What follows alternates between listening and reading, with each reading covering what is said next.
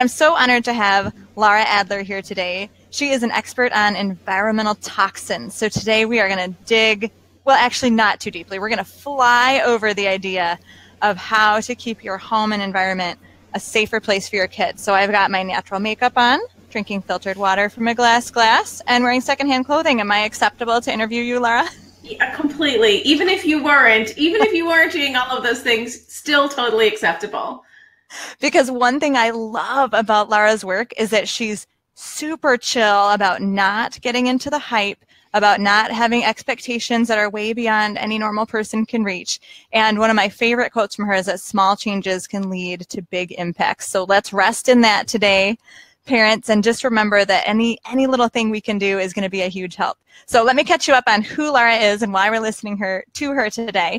Lara is a certified holistic health coach and environmental toxins expert who has become a go-to for health practitioners who feel like they can't possibly research everything, but they know their patients need to live a low-tox lifestyle. So Lara Adler has worked with thousands of practitioners in over 24 countries to help them understand the links between the chemicals we're exposed to in daily life and the chronic health conditions that none of us want to endure.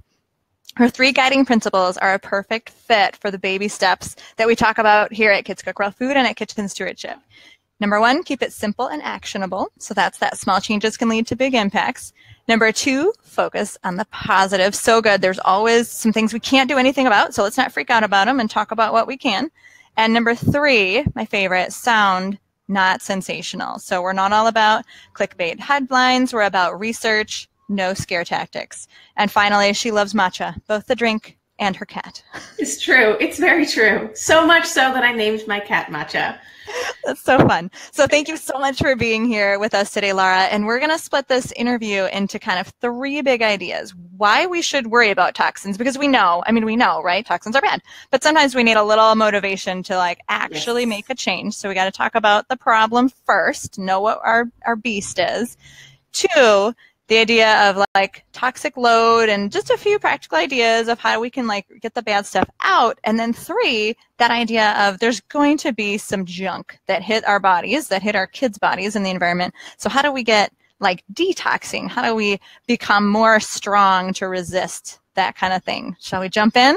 We shall jump in. I love it. And I just want to say thank you for having me here because I'm super excited to talk to you and share this information with your audience because it's so important, and children are the most affected and most impacted. So it's the most meaningful for parents to make changes for their children, even before they're born. And of course, long after they have been born already. So yes.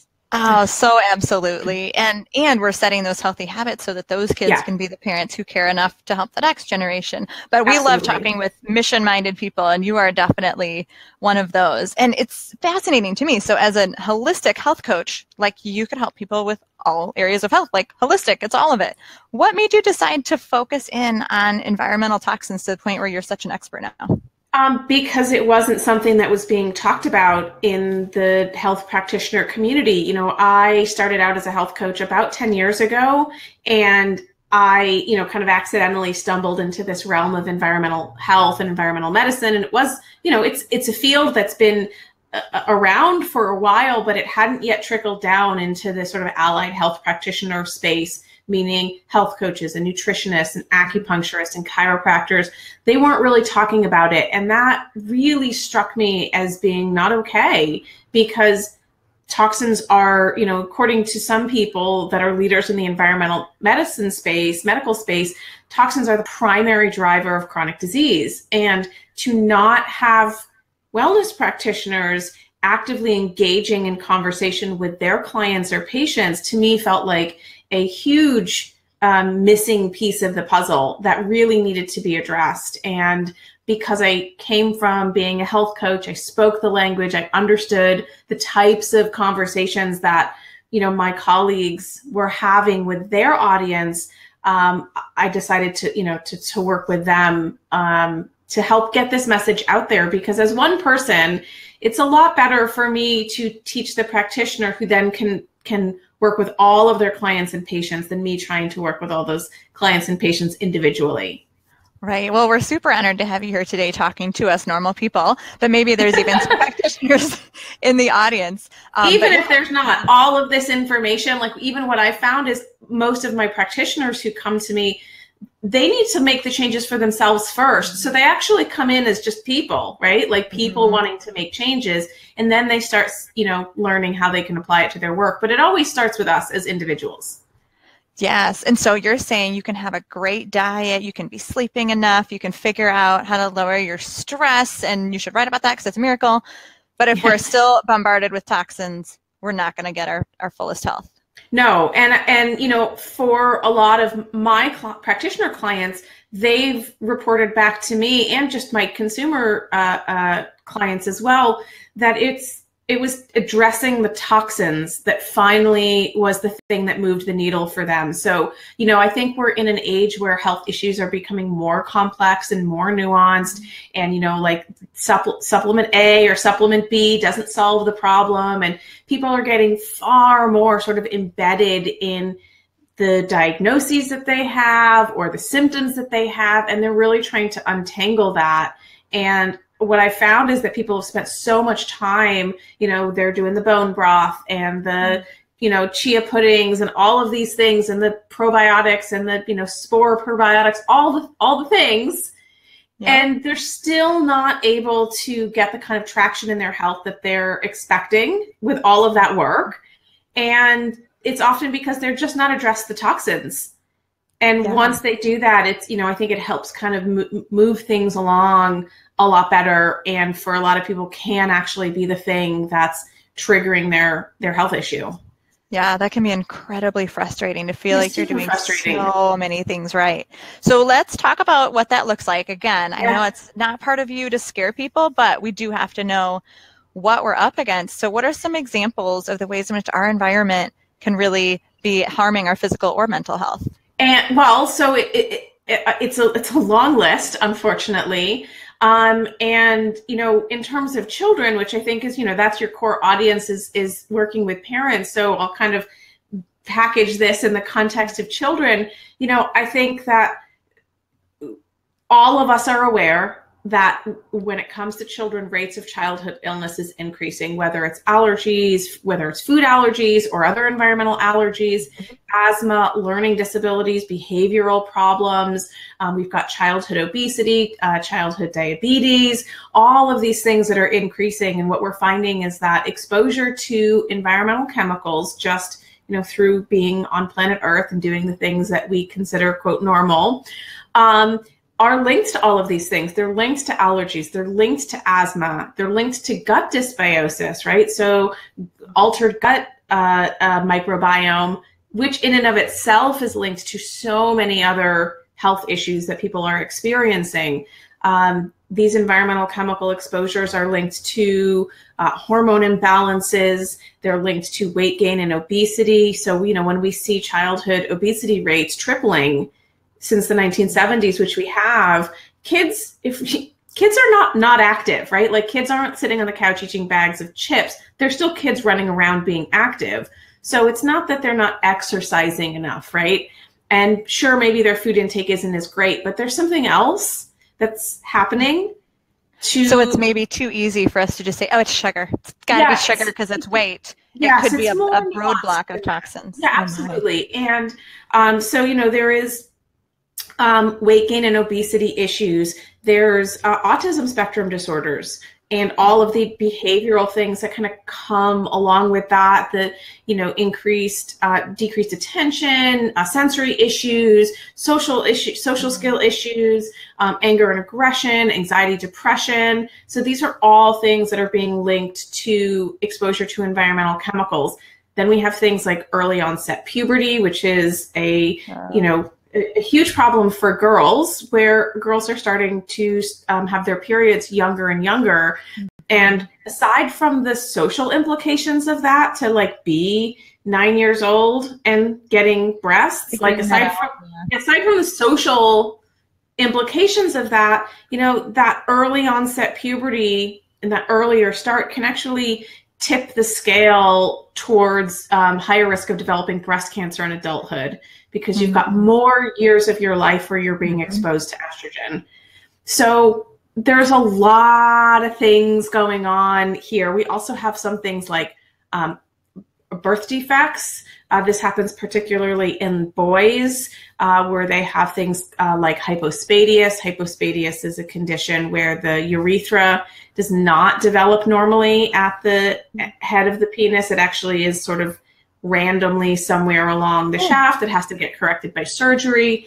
This birth defect is increasing. There's a lot of research to indicate that this birth defect is increasing, and it's linked to in utero exposures to environmental chemicals. So it's a lot of stuff, and I know all of that stuff sounds scary, and it is. And it's all the more reason why we have to start looking at what we're being exposed to, what our children are being exposed to, and start taking action, right? And just shift into doing something about it, because, we'll talk about this. Our body is brilliant and amazing at being able to handle what we throw at it, but we need to give it some help. It needs some help. And that's what we're here to do, is teach people how to help their body, both through avoidance behaviors, and that's, avoiding and reducing our exposures, but also optimizing our nutrition and optimizing our lifestyle and optimizing our detox capabilities. That's where all the magic happens. Yeah, so I feel like it's just like opening up a sliding door. Like behind the door is the solution to your problem. And when we just talk to like conventional medicine, it's like this teeny tiny opening. Yes. And then we go, oh, well, maybe we should think about diet too. Maybe we should think about stress. Oh, maybe we should think about environment. So to me, what you're saying is actually more of a hopeful message, just as I try to remind people like, hey, don't forget about food and its impact on pretty much that whole list of things you mentioned. You're reminding people like, we've got to keep opening that door and talk about what the environment is doing, and just take those, if you're struggling and bashing your head against a wall with an issue, especially with your kids, this is worth thinking about. And environment is everything. So, in this sort of medical, holistic, functional medical world, when we're talking about the environment, stress is part of our environment. Sleep is part of our environment. What we eat is part of our environment. So environment being anything that's external and happening outside of the body. And of course, we can't exclude the chemicals that we're being exposed to, a little bit here and a little bit there every single day, multiple times a day. And, the reality is that these chemicals are being measured inside people. So the federal governments around the world, or governments around the world, do this. They monitor chemicals in people. We do this through the Centers for Disease Control and Prevention, through some studies that they run, these human biomonitoring studies, where they're actively saying, like, what's in people? What's in us? And what they're finding, they've only looked for a narrow range of chemicals. There's 84,000 chemicals registered for use in the United States. Bananas. Only 200 of them have been adequately tested for safety, and adequately is even sort of with an asterisk. Inadequate, yeah. Yeah. And so far, the CDC has found over 212 chemicals inside the bodies of people. Some of these chemicals are showing up in 98% of us, which means that our exposure is ubiquitous, which means we need to do something about it. We need to intervene. We need to take action to shift our exposures. Yeah. So I feel like, a lot of parents hear that, and like one response, the fight or flight, right? One response is just flight, or maybe it's freeze, fight, flight, or freeze.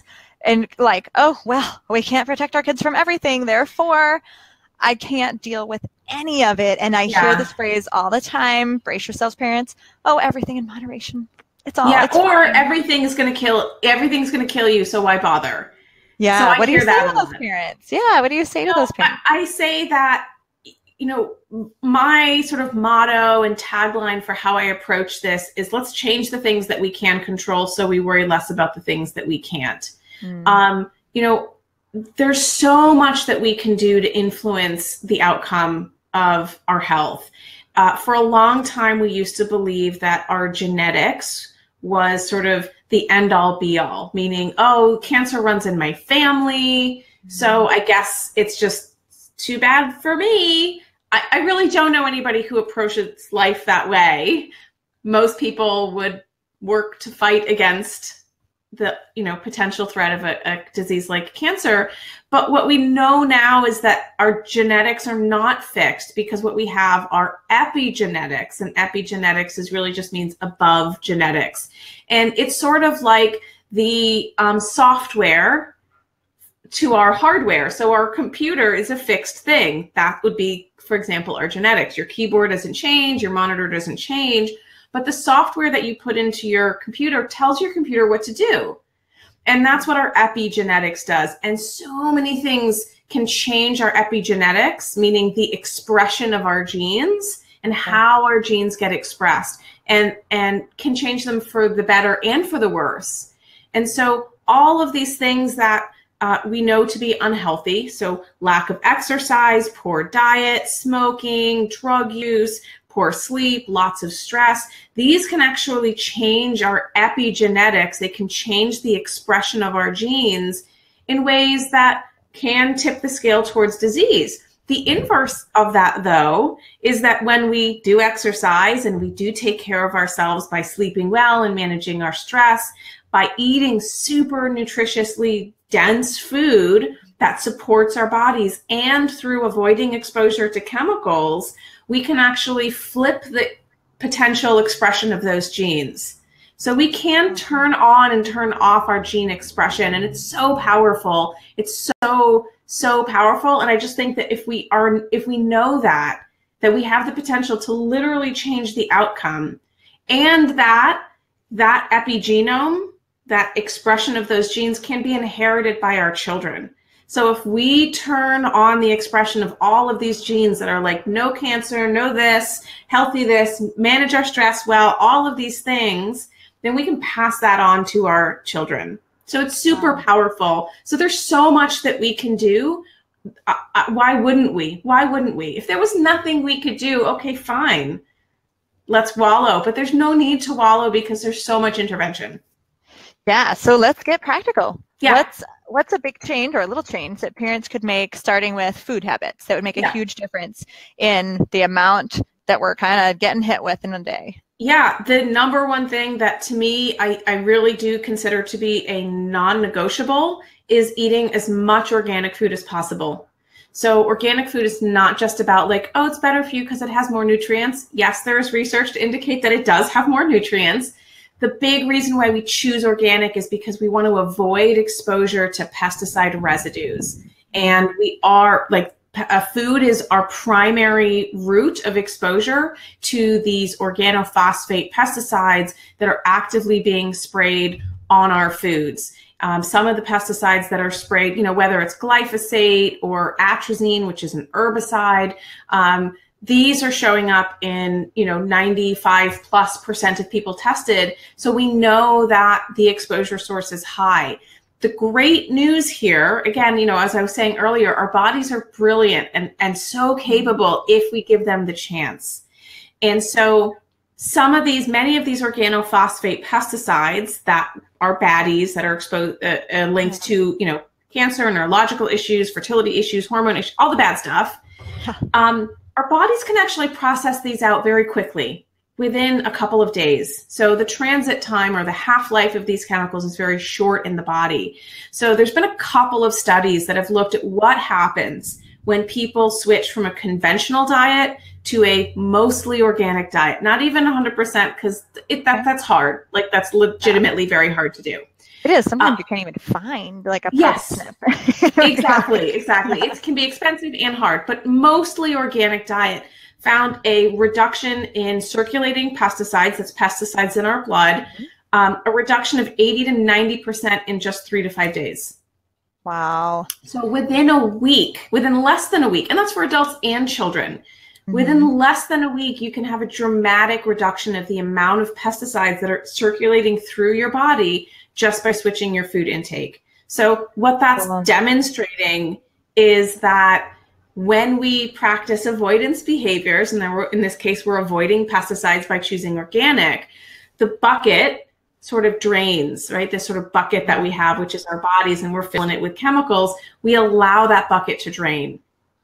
Okay. And so let's talk about this bucket, because yes, this is something that I find really interesting. You know, when we talk about the CDC has adequately tested 200 chemicals, but we're not just exposed to one at a time. It's not like they're standing in line and taking turns. No. So how do we need to think about this as parents, like looking at our little children sitting there and the choices that we make throughout the day about their environment?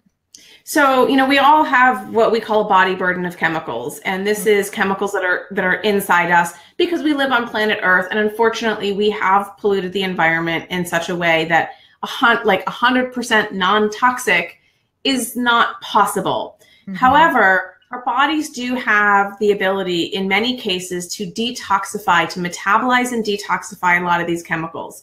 And if we think of our body like a bucket, and the little hole in the bottom of the bucket being the drain as being our ability to detox, right? Like our ability to detox, you know, is, I don't want to say it's fixed, but, you know, it's limited. Mm-hmm. If we are actively filling that bucket every single day, faster mm-hmm. than we're able to drain it, right? What's going to happen mm-hmm. to the bucket? It's going to fill up and overflow. And overflowing is sort of that tipping point where we start developing chronic health issues. And, you know, that's really what's happening to all of us. And, you know, the reason I think that why we're seeing rates of chronic health issues increase, especially with children, is that we've been ignoring the issue around chemicals for so long that while we've been ignoring it, the bucket's been filling up, mm-hmm. up and up and up. And our job is to turn off the water, meaning, or at least turn it down so that we're slowing the amount of water that's entering that bucket, which is allowing it to drain more efficiently. Mm-hmm. And then, makes perfect sense. Yeah. And then when we increase our nutrient consumption and we practice some really great lifestyle behaviors, whether it's sleeping or managing our stress or sauna, we can actually make that hole bigger at the bottom. So we can allow more of those chemicals and more of those toxins to exit the system, which is what we want. Absolutely. And so we as parents who want to raise the healthiest kids possible, we really want to do both. We want to stem the top end, open the bottom end as much as possible. Because like you said, there's no way to avoid it all.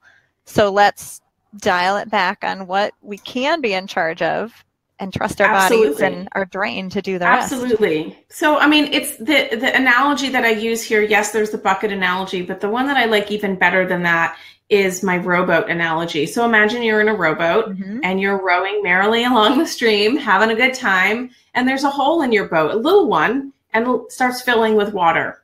But it's not a big deal because, you know, a little water never hurt anyone. Wink, right. Wink. And so you just kind of go on and you proceed down the river. And eventually that boat starts filling with water and you're going, yikes, let me start bailing that out. So the bailing out of your boat is like detoxing, right? Mm-hmm. And our body can do it, but it's not that efficient. And after a while, the boat starts filling with water and you start panicking. And that's where you start experiencing symptoms, right? Mm-hmm. So you start bailing your boat out frantically, detox, detox, detox. But guess what? It's now too late. And you've exhausted yourself from throwing bucket full of water over the boat. And you're like, oh my God, oh my God, oh my God, I can't fix this. And then the boat fills with water. You become overcome. The boat sinks. You drown, i.e. you get some type of health problem. Now, in the real life scenario, if you were in a rowboat and there was a hole in it, the very first thing you would do was plug the hole. Right. That's it. That's what you would do. And that's what we need to do here. So plugging the hole is the equivalent of reducing the amount of chemicals that are coming into our boat trying to flood us out. Perfect. Perfect. And then every bucketful that you throw over the edge is that much more powerful and effective. Right, because it's not continuing to fill up. It makes good sense. Nobody wants their rowboat to go under with the whole family aboard. Nope. So we've talked about food and really, you know, organics are kind of the easy, the obvious choice there. But what about personal products? We know what we put on our skin matters. Is there like a good rule that you can tell us? Are there certain ingredients to avoid or some other equation in the low tox bathroom? Yeah, I mean, I think the first thing that we want to, yes, absolutely, to personal care products.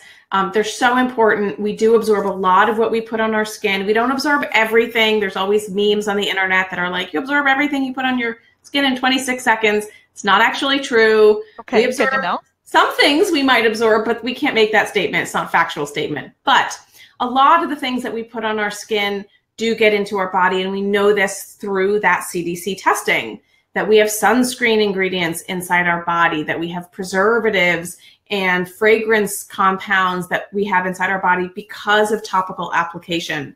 So right, because we're not eating these things. Yeah, we're not. They're in our body, and we're not breathing them in because some of them aren't inhalable. So the fact that, like, proven they're in there, yes, they're getting in through what we are putting on our body. It's a choice we make. Absolutely. And, you know, there's certainly been studies that have looked at, you know, what's the body excreting out in urine shortly after either putting a topical product on, or, you know, depending on the age of your audience, if we all remember the flame retardants in children's pajamas that were banned in 1977, that happened because of a single study that found that one night of wearing children's pajamas with these flame retardants resulted in flame retardants in their urine the next morning. So we know that dermal absorption is a real thing. And it's why we have to look at personal care products. So what I usually have people start with is look for the word fragrance on your products. And unfortunately, that's going to be like 99.99% of them. It is. Even the natural stuff, because I was just shopping like shampoos last night. I was like, oh, I kind of want a new shampoo. Yeah. I'm reading the ingredients, and I'm like, fragrance again, like, X. Yeah, it's so, you know, I think what people, not to make it more confusing, but the ingredients found in personal care products are not heavily regulated. And the labeling and disclosure is not heavily regulated. So there's a lot of information that's missing from product ingredient labels. That means that the consumers are a little bit kind of out to sea, which is not fair. So in our boat, which is leaking. Yes. Darn it. Yes. Yes, we are out to sea in a leaky rowboat. Not a good situation. I like that. You just added a layer to my analogy. So really what we want to look out for first is fragrance. Now, fragrance on an ingredient label is usually closer towards the bottom, and like food ingredients, they're written out in order of the quantity of the ingredient. So the things that are at the bottom, there's less of. The things at the top are the most. And sometimes you'll find fragrance higher up on the list, like that sort of Axe body spray stuff that if anybody's got teenage boys here, that's a hard no, that product. Fragrance is actually way high on the list because it's so much of it in the product. Oh, man. So fragrance is a catch-all term that is can contain up to 3,000 different ingredients that are used inside the fragrance. But because fragrances are considered trade secrets, they're proprietary, companies don't have to tell you what they've put into that fragrance. Now, there's fragrance compounds in and of themselves that can cause allergic reaction or sensitivity for people. But more than that, there is an ingredient used in the fragrance mixture that helps it adhere to our skin, or in the case of things like laundry detergent, to our clothing. Right. And that ingredient is called phthalates. And phthalates are a class of chemicals, so there's lots of different types of phthalates. You're never going to see the word phthalate on a label. You will only see the word fragrance. And phthalates are an endocrine-disrupting chemical that are linked to a lot of those health issues that I mentioned earlier, everything from asthma to hormonal problems, gut problems, attention deficit disorder, ADHD, autism, birth defects, weight gain. They're all those things. And you know, we are not, every time that we're putting these products on our skin, they are absorbing through the skin. But if you can smell them, which there's a reason why we add fragrance to products, is so you can smell it. When we're smelling it, we're also inhaling those same chemicals. Yeah. And so are our neighbors at school and in an elevator. And absolutely. Bummer. And so, you know, fragrance, what we want instead, doesn't mean that we have to have completely scent-free products. We just have to make sure that the fragrance that is there is there because of the use of plant-based essential oils, and that they are clearly stated on the ingredient label. Right. This has essential oil of vanilla, this has essential oil of lavender, this has essential oil of eucalyptus. You want to be able to see what are the fragrance constituents, and if you don't, put it down and find another product. You know, years ago, it was really hard to find these products. They just were so hard to find, but because consumers around the world are demanding cleaner products that are free of these chemicals, it's a lot easier. The marketplace is just completely blown up in this space. And there's so many brands that people can find. And there's companies that are doing certifications, that are certifying these products as being clean. So there's lots of resources for people to find safer products. So we want to look for the word fragrance. And if we see it, we want to skip it. The other ingredient that I would have people kind of tune their, because we know, look, you turn over an ingredient label and you're like, I don't know what that is. It's like alphabet soup. Yes, you're like, I can't even pronounce 90% of these things. You don't have to know all of the things, and you don't have to pronounce anything.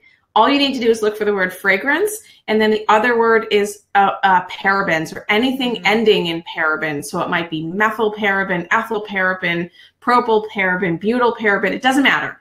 If it ends in araben or paraben, it's a no. So parabens are a preservative. They've been used for over 40 years, a claim that the chemical industry uses to tout their safety. Just because it's been used for a very long time doesn't mean it's safe. And we're all fine. We're all fine. I mean, look, DDT was used for a long time and people thought that was safe, and it's not.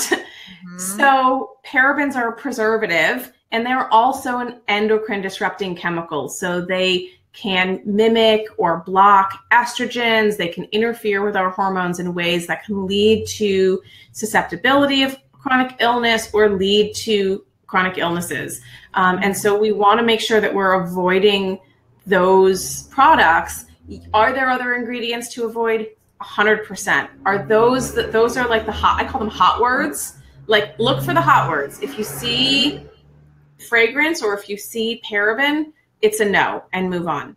Yeah, that's super easy. Am I right in thinking that parabens are also in food coloring? So anything that says FD&C color and a number? So parabens can actually be produced naturally. So this is one of the claims that the chemical industry makes, to say, like, blueberries have parabens. It's not the same, and it's not this synthetic chemical.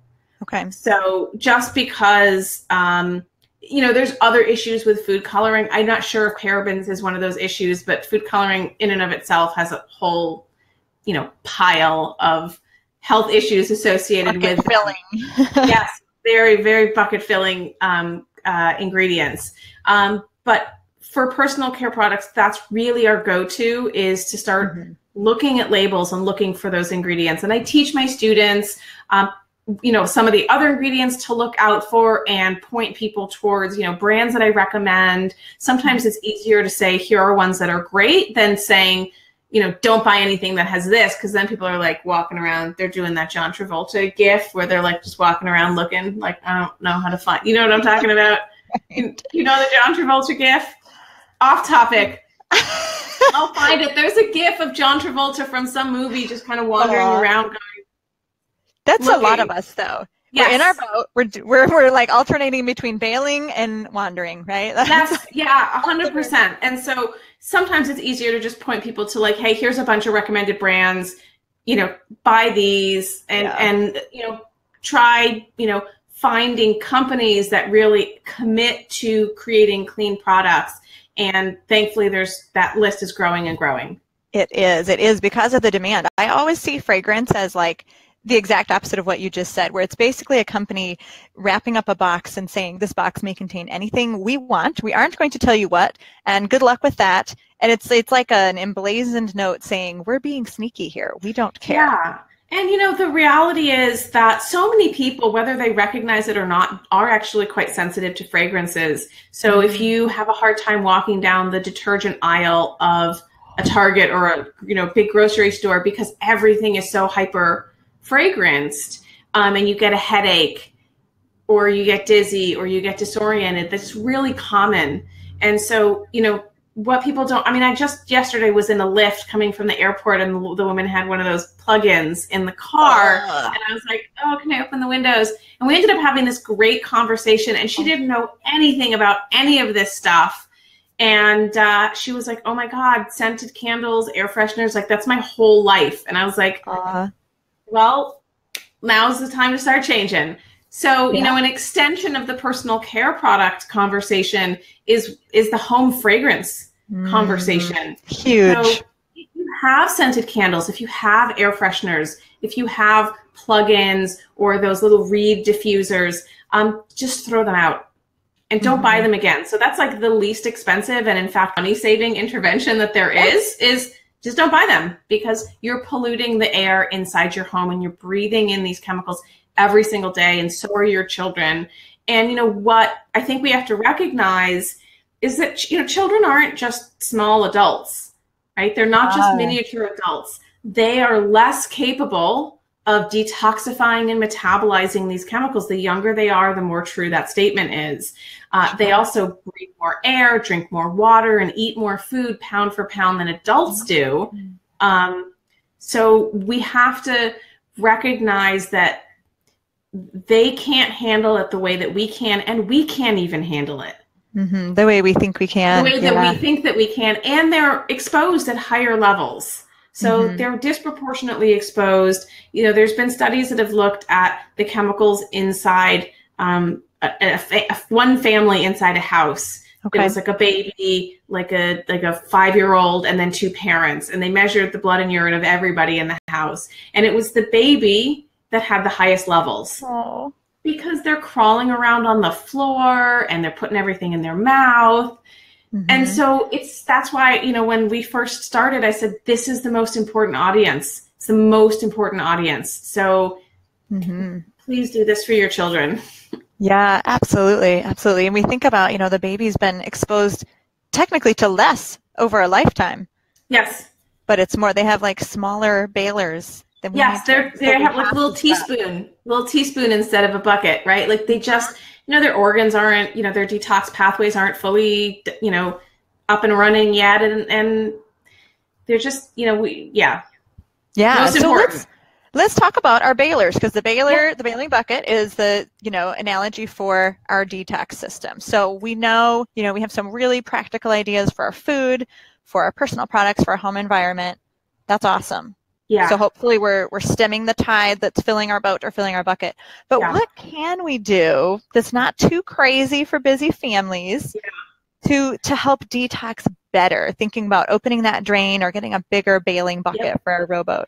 So I think the number one thing is making sure that we're eating organic fruits and vegetables as much as possible, because that's actually, that fiber-rich food is actually going to help move things through the body faster. And when we're thinking about detox, we have to recognize that pooping is one of our primary detox pathways. If we are not pooping, we are not detoxing. And so, you know, especially when we're looking at children that might be on the autism spectrum, there's a lot of GI issues, there's a lot of constipation issues. We have to open up those detox pathways. It's so important. So one is just making sure that there's enough fiber in the diet so that the kids are, people, all of us, are pooping regularly. So we actually have 6 detox organs. We have our liver, our kidneys, our colon, our lungs, and our skin. Our lymph system. And so that was 5 as skin. Apparently I have 6 fingers on this hand. And so we want to support all of those. So when we're thinking of supporting the liver, we want to make sure that we're eating foods, or primarily foods. I think foods preferable to supplements that support liver function. So we want to eat our brassicas. We want to eat our broccolis and our cabbages and our kales. All of these things can actually increase our capacity and support our body in detoxing chemicals. So they're not. It's so simple. And they know, you know, like, oh, eat broccoli because it's good for you. Yes. Eat broccoli also because it helps to support your body in detoxing chemicals. So our brassicas are really important. Our garlics and onions or alliums are really important. So, you know, getting that in as much as possible. Our antioxidant rich foods. So that's our, our dark leafy greens, our dark berries, our cherries, our raspberries, our blueberries, our strawberries, again, organic, can all help to combat some of the effects of our exposure to toxins. So that's key. Drinking water, hopefully it's filtered water. Fortunately, a lot of our water is contaminated with chemicals. So we really want to make sure that we're drinking filtered water. Making sure that we're sweating regularly is, and for kids, that's not always that hard, right? Like you send them out in the backyard to go play and run around or whatever, and they're often super sweaty. Fine, that's great. We want them to do that. But also, if we can, and you always want to check to make sure that your kids are okay with going into something like a sauna. But sauna is so helpful for detox, both for parents, for adults and for children. Definitely sleeping. Sleeping is super important to help the body manage our detox pathways. I don't know that many kids that are really into things like dandelion teas. I don't imagine that there are, but those kinds of supplements, whether it's a tincture or a tea, can actually help boost liver function. Okay. So, parents can sort of decide whether or not, depends on how hippie crunchy everyone is. And, if their kid's going to drink a dandelion tea, I don't know of any kid that would drink that, but maybe as part of something else, right? We put so much stuff in smoothies, and yes, it's awesome. Yeah. So, I mean, just really supporting we're making sure that our food is nutritious, not just from a vitamins and minerals standpoint, but from this supports our body's ability to detox, that we're drinking enough water to help flush the kidneys of toxins. Yeah. All of these things are so important. And it's these things, when we're done consistently, that can help with that genetic expression that we were talking about earlier. These are those positive mediators that can help to alter our gene expression in the ways that are protective for us. Okay. Oh, I love that. Actually, before you said that, I was just thinking, like, yeah, we always talk about eating more fruits and vegetables as just healthy, antioxidants, vitamins, and minerals, but it is exciting to think about that there's even more going on. And we have a whole interview about poop. So I will make sure that we link to Dr. Lisa Song's interview all about poop. Yeah, poop is super important. It's literally, what happens is if you're not pooping, those toxins are getting reabsorbed into your body. So it's super important that you are pooping at least once a day, at least. So, and all of those fiber-rich fruits and vegetables will help you to do that. Sure. And so it's like important for parents to remember, it's not just a comfort thing, right? It's not just, your kid feels a little uncomfortable, but they're also like potentially keeping things that could make them sick in their body. Then all the body really wants to do is get them out. We just have to help. Yeah. And I think also, we have to recognize that exposures to these toxic chemicals don't typically make us sick in an acute way right away. So people are like, well, I've been using these things my whole life and I'm fine. But I always say is like, but are you really? Because that hormone imbalance and that thyroid disorder you've been dealing with for 10 years, well, you're not actually fine. And that's the way that these exposures to chemicals manifest. I mean, I remember seeing a blog years ago saying, if plastic water bottles were so bad, why weren't people pouring into emergency rooms around the country? And I'm going, they're not bad in that way. They're still bad, but the latency, it's a cumulative exposure. Right. That's happening over time. And that's why it's a dialing down process. And, what I tell people is, we've been exposed to these things for a long time. Yes, making changes is important. You don't have to make these changes overnight, right? This can be gradual. This can be so gradual. You can do a little bit this week, a little bit next week, and maybe aim for, by the end of the year, you want to have completely swapped out your personal care products and your household cleaners and your laundry detergents and all of that stuff. And maybe you've gotten rid of the plastics in your kitchen and you've swapped out for glass. Like there's so many things that you can do, but it doesn't have to happen overnight. Yeah, definitely. I remember we moved into this house 7 years ago, and I still have a picture of 4 boxes of personal care products that I refused to move. Like I couldn't throw them out as I was making gradual changes in that home because it felt bad. Like I was a super bargain shopper. Yeah, it was a bargain shopper. So I had like stocks of shampoos and conditioners and all that stuff. And but I wasn't going to move them either. So that was it was kind of a neat transition to go like, yeah, like we are cutting ties with anything with fragrance and parabens in them. And I'm like, they're not coming with us. Yeah. So yeah, definitely possible to take baby steps. I love all these positive messages and good hope. And that's what I always want to end with. And maybe you just did it, but what's like one thing you want parents to remember about their kids and environmental health? That every little bit matters. So my sort of motto is let's change the things that we can control so we worry less about the ones that we can't. There's a lot of stuff out there that we can't worry about. And we also have to remember that stress is toxic. And so we don't want to approach this conversation with like a hair on fire panic. We want to go, okay, I can't control everything. I'm not going to try, right? Like there's car exhaust coming up from the road. I can't control that. I'm not actually going to worry about it too much because I can't do anything about it. But I am going to shift my attention to what I bring into my home, what I put into my body and onto my body, because these are things that as consumers we can control. And women are the primary consumers in the marketplace. We are the buyers. We are the ones that like make this whole economy function. So when we make different choices and better choices, we actually are shifting the landscape for everyone. And it's so empowering. And we've seen that change happen over the last few years. It was moms who got BPA banned from baby bottles because they were like, oh, hell no. And they literally did this thing called the stroller brigade, and they rolled their baby strollers up on the lawns of the Senate or Congress, wherever. And they were like, I dare you politicians to say no to a bunch of moms with strollers. And that change happened. So when consumers actively use their voice, whether it's through activities like that or through making different purchases, the entire marketplace shifts. And we've seen that happen. It's so encouraging. It's so amazing to see that as consumers, we actually have a tremendous amount of say.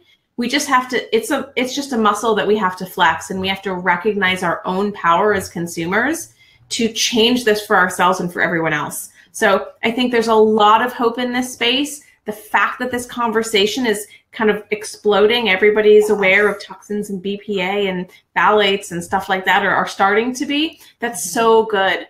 It's so wonderful because it means that people are going to make more and more better choices going forward. So let's start with what's right in front of us. Let's start with, one room at a time. Just start with the kitchen. Yeah. Take off your shoes when you come into the house. Small, simple stuff. Open your windows, let those chemicals out. Lots of small steps that people can take. Awesome. And, because education is the foundation for everything that we can do, all the choices we make. And that's why we're so grateful for you just keeping it real and just very simple steps, education. Love it. Thank you so much, Lara. You are so welcome. And, I just want to add that, what we want to start with are the low-hanging fruit, the stuff that's right in front of us, that's easy to change. This is what I teach in my courses. If we're going to start, let's start doing it right. And so I actively walk my students through how do we start making these simple changes in our homes right now, this week, this month, so that we can reduce our overall exposure and reduce that overall body burden. Awesome. Perfect. So you guys, we will link to Lara's course, wherever we share this video, and she has a special discount for you guys. Yes. What I think is cool about this course is that sometimes as moms, we give ourselves the excuse of mom brain, and we read a lot of children's books with pictures, and it's so fulfilling when we get to read something that really feeds our brains and really turns it on. I like to call it my science geek side. Ooh, I just think working through your course, which is only 4 weeks, right? It's not huge. It's not long. You have lifetime access. So anytime you want, you can go back through the materials. Anytime there's updates, everybody always gets that stuff. It's a wonderful community. So it's step by step. It's not long. It's not overwhelming. Yeah, and it's great to feed that science geek start part of our brain. Yes. And important to know where our resources are coming from too, because we don't want to be caught by every meme that's on Facebook that's making our amygdala fire, like, oh no, danger, because they're not always sound and grounded in research. But Lara reads research for fun, so I do.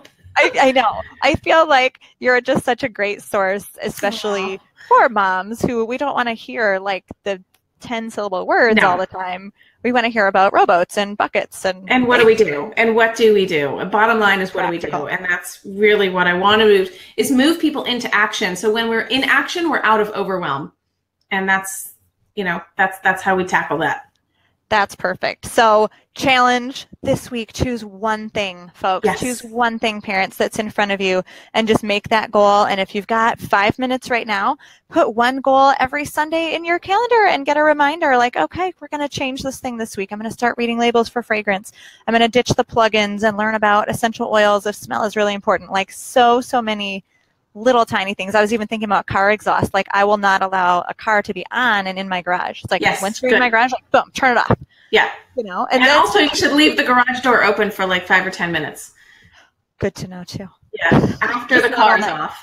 Yeah. No, it's perfect. I mean, and that's simple common sense. Like if you can smell the exhaust in your garage, which is attached to your house usually, you don't want to close that all in and have it just seep under your door. So super simple, common sense.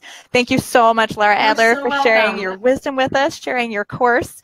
And I'm excited to hear if any of our community, when our community joins you, what they learn. Absolutely. So, thank you.